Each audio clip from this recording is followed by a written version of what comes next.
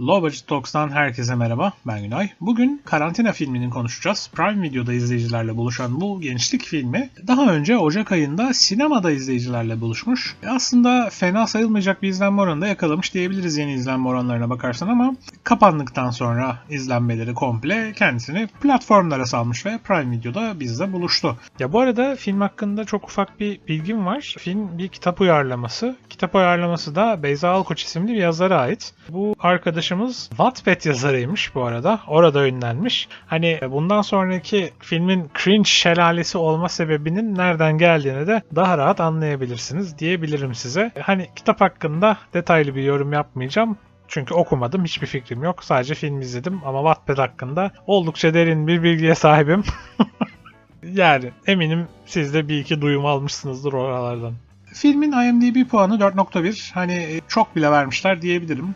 Neden böyle dersen hani filmde orijinal bir konu işlemeye çalışmışlar gibi görünebilir size ama daha önce çok sayıda yapımın anlattığı bir konuyu kendi ekleriyle besleyerek anlatmışlar. Filmde daha önce Duy Beni'den tanıdığımız Meltem Akçöl var.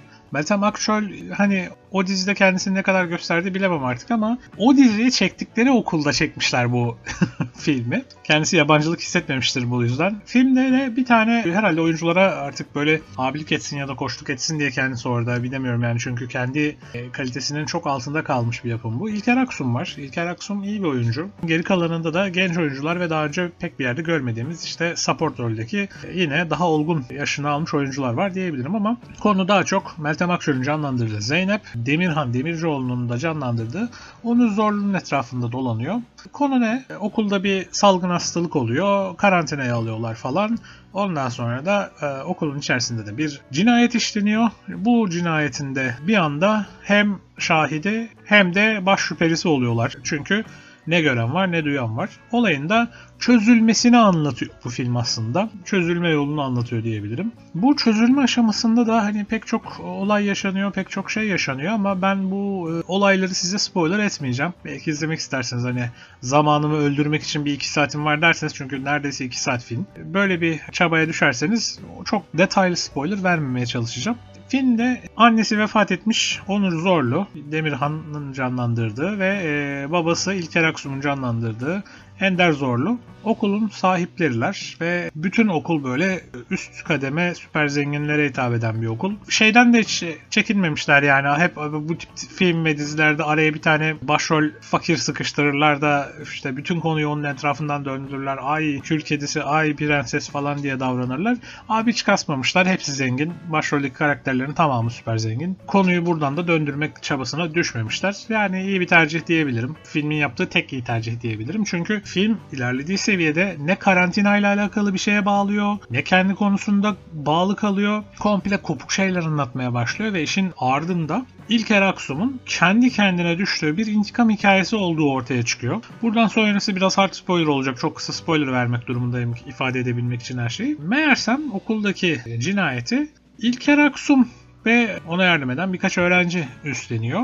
Ve gizli gizli bunu hallederek adam kendi oğluna tuzak kurmuş falan. Sonra meğersem flashbacklerle bilmem nelerle işte geçmişteki bakıcısıyla falan bunu birleştiriyorlar konuda. Öğreniyoruz ki bu adamın oğlu değilmiş aslında bu. Meğersem kadın bunu aldatmış da çocuk başkasından mıymış da bilmem ne. Adam da deliriyor. Nedense böyle bir kimyasal silah üretmeye gidecek seviyede bir manyaklığa düşüyor herif. Ve 15 yıl falan plan kuruyor işte karantinaları, salgınları bilmem neleri araştırmış herif. Yani abi bu kadar gereksiz bir çabaya düşmeye gerek var mı ya? Yani bir kere anlıyoruz ki çocuk işte Onur Zorlu travmalardan travmalara koşuyor zaten. Annesi vefat ettiğinde başında kalmış falan böyle çok küçükken. Meğersem öğreniyoruz ki onu da Ender Zorlu indirmiş mevzuyu öğrendikten sonra. Abi zaten olayın herhangi bir tanığı yok, bir şey yok. Eğer çocuğu da ortadan kaldırmak istiyorsan işte bakıcıyı niye saldın? Tanık bıraktın bir kere ortada. Tanığa ulaştılar. Tanık anlattı her şeyi. Bütün konu birleşti yani 15 senelik super villain planı kuracaksan niye ortada tanık bırakıyorsun? Herhalde öğreneceğiz. Çünkü film bitmiyor. Yani böyle çok inanmışlar projeye. Biz bunun devamını getireceğiz muhabbetine inanılmaz inanmışlar. Ve filmin sonunda bir kargaşa çıkıyor. Ve bu kargaşanın sonunda da Ender zorlu bir şekilde oradan kurtuluyor. Ve işte bu müthiş arkadaşlar olayı çözüyorlar ama sonuca varmıyor. Çünkü ıskaladın falan diyerek bir sonraki film mi artık dizi olarak mı devam edecek bilmiyorum. Oraya konu bırakıyor. Böyle sanki bir dizi filminin sezon finali olur ya. O havada bir final, yani böyle inanılmaz bir cliffhanger da değil. Öyle bir final yapıyor.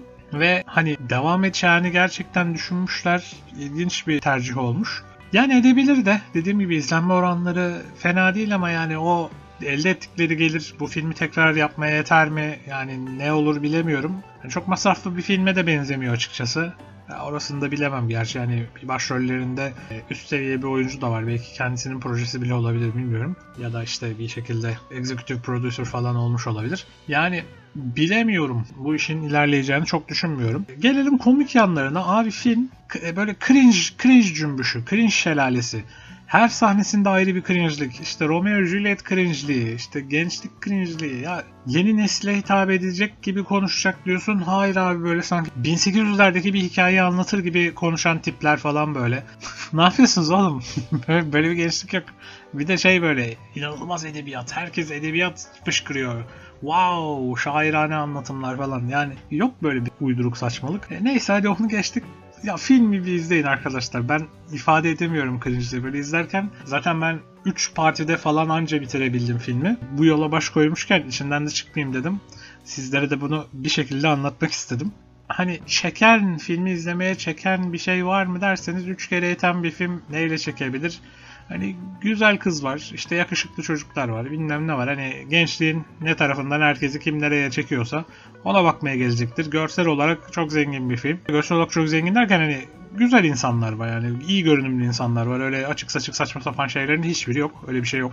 Onu aklınızdan çıkarın. Konu olarak çok vasat, hikaye olarak çok basit. Anlatmak istediğine bir finale getirememişler. Finale varmadığı için de havada kalmış bir hikaye olmuş diyebilirim. En sonunda da eğer devam ederse ikinci filmi de bir şekilde izlemeyi tercih ederim. Yani ben daha iyi tavsiyeler almalarını istiyorum etraftan. Çünkü bu hikayeyi Ender Zorlu gerçekten bir narko terör mensubu mu, ya da etraftaki insanların ona yaptığı şeyden dolayı mı kafayı yedi? Yani çok basit kalıyor eğer ikinci söylediğimse. Eğer ilk söylediğimse niye daha derinine inmediniz de daha böyle derinlemesine bağlanan bir şey olmadı? Bir de Onur Zorlu, yani oğluyla olan dinamiği çok basit kaldı. Yani çocuk tek motifi işte annesinin onun elinde ölmüş olması. Yani daha derinlemesine yapabileceği bir durum da kalmadı.